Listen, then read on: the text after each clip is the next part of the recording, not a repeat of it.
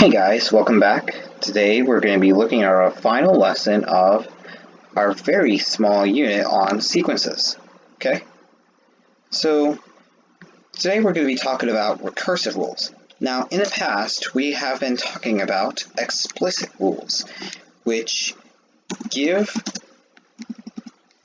a sub n as a function of the sequence's position number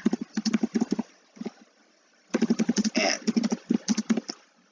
An example would be this: a sub n equals 2n plus 1. Pretty easy, right? It can also be this. It can also be this. Remember this from last class with geometric sequences?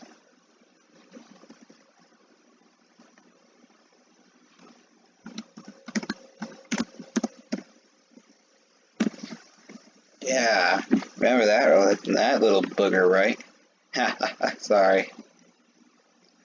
Alright, now we're going to be talking about recursive rules, which gives the relationship between a sub n and the terms that follow. Alright, so now we're going to be looking at how we can identify terms of the sequence using these recursive rules. Okay, so for these first four, we're going to be looking at finding the first 6 terms of a sequence. Okay, so this right here, fellas, is how we write recursive rules for arithmetic sequences. You know what a sub 1 is, right? That's your first term. Okay, so that's going to be given.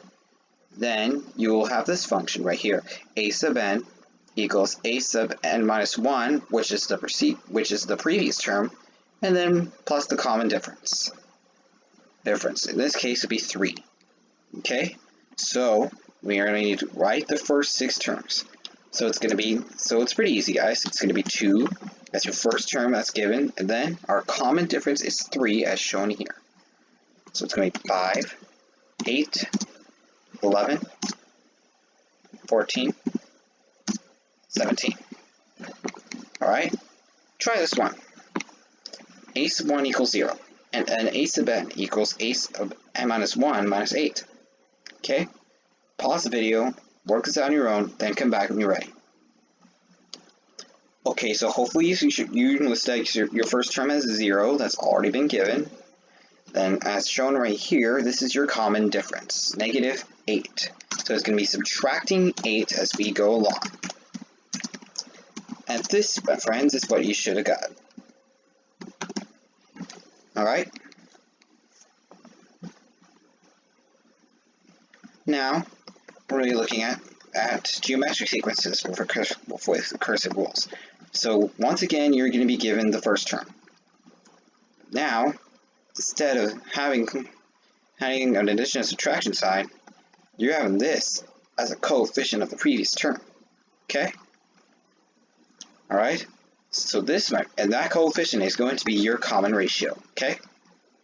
So let's write out the first 6 terms. First term is 1. And our common ratio is 3, so we're going to multiply 3 and just keep going until we get to our 6th term. Pretty cool, right, guys? Why don't you try one out on your own with geometric sequences? So our first term is negative 36, and a sub n equals 1/2 times a sub n minus 1. I want you to pause the video and try to write out the first 6 terms, not 36. That would be pretty hard on you. 6 terms, that's it. Go on, don't be shy. Alright, time's up. Alright, so hopefully you listed negative 36 as your first term, as that's been given. this is our common ratio, guys, 1/2. So it's going to be, let's go multiply by 1/2. Just keep going. And now we're going to get to fractions. I hate them. So it's going to be negative. I'm just going to write decimals, guys, so don't bear with me. 2.25, negative 1.125. Anyways, that's our first 6 terms of that sequence. Alright. Ready to start translating between rules? Alright. So we're going to start by translating from recursive rules to explicit rules. Alright, so a sub 1 equals 25, and a sub n equals a sub n minus 1 minus 10. Okay? So, let's try it out. We already know that a sub n must go on the left side. Okay? And then, our first term is 25. That's going to be written here. You're going to subtract that by 10, because that's our common difference right there, is negative 10. Multiply it by n minus 1. And then we're just going to simplify it down. So it's going to be a sub n equals 25 minus 10n plus 10, which equals negative 10n plus 35. Alright. Now why don't you try one with geometric sequence? Okay? So your first term is 19.6, and a sub n equals negative 0.5a to the sub n minus 1. I want you to translate that recursive rule to the explicit rule. Okay, so as usual, we need to put a sub n on the left side. Our first term is 19.6. Now notice this is a geometric sequence.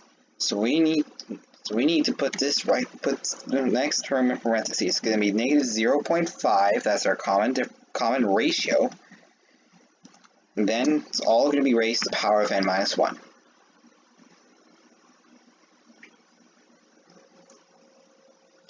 Alright? Now let's try to convert between explicit and recursive rules. Okay? So here's the first one. A sub n equals negative 2n plus 3. Okay? So now, this is an arithmetic sequence, as you can tell. However, this is not written with the exact formula. So, we don't know our first term. So, we can't identify the first term exactly. So we need to simplify it down. So it's going to be a sub 1 equals negative 2. We're going to substitute 1 for n because that's going to represent our first term. And it's going to be negative 2 plus 3 equals 1. And so your first term is 1. So we need to write that out as part of our recursive rule. And then a sub n equals, to me it looks like that our coefficient is going to be negative. Our common difference is going to be negative 2. This is going to be a sub n minus 1 minus 2. Alright? Try one of the geometric sequence. Okay, so this one does a better job at giving us the first term. It's going to be negative 3, because that's outside the power. So we can write that out. Don't forget to write this out. You're going to be marked wrong if you don't mark the first term down. Okay? Alright? And then it's going to be a sub n equals, it's going to be your common ratio that goes here. What is that? It's going to be 2. And a sub n minus 1. Pretty easy, guys. Alright, so now I'm going to give you a couple more challenging problems. These next two sequences we're going to cover are neither arithmetic and geometric, but we can still write out recursive rules for these sequences. So for these two sequences, we're going to be looking at combining consecutive terms. So take a look here. So we have 1, 1, 2, 3, 5, and 8. Clearly, that is neither an arithmetic or geometric sequence. However, if we take a look here, if we were to combine these two together, we get the third term. If you combine the second and third term together, we get the fourth term. If you combine the third and fourth term, you get the fifth term. If you combine the third, fourth, and fifth term, you get the sixth term. So what we're doing is that we're adding the previous two terms, getting two terms together to get the third one that follows. So a proper way of doing this is to write out a sub 1 equals 1, of course. Now, because of this awkward one, you need to write out a sub 2 as well. That's also going to be 1. And then just going to keep on going. It's going to be a sub n minus 1 minus a sub n minus 2.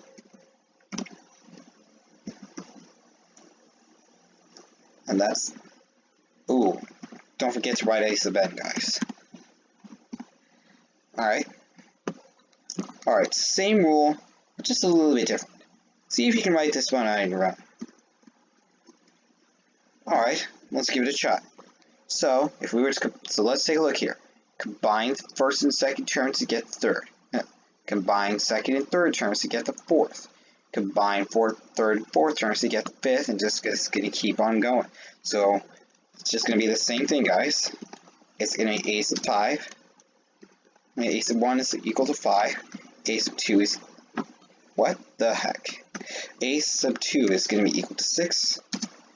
And a sub n is going to be a sub n minus 1 plus...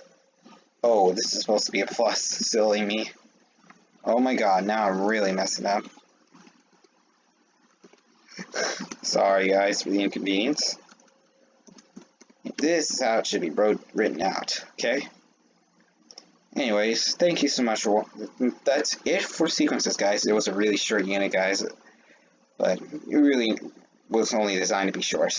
Alright, we're going to be picking it up next time. We're going to be talking a little bit about polynomials, and then we're going to get to quadratics. Then I'm going to be on to making the videos for geometry, okay? So thanks so much for watching, guys. Be sure to leave a like and subscribe, and tell your friends about all these videos that I'm making. I'm just going to keep on working. It's what I like to do. Alright, guys. Take care of yourselves. Have a great day, you guys. Beware the Ides of March, because that was the date that this video was released. Reference from Julius Caesar from William Shakespeare's play. Anyways, thanks so much for watching, guys. Bye.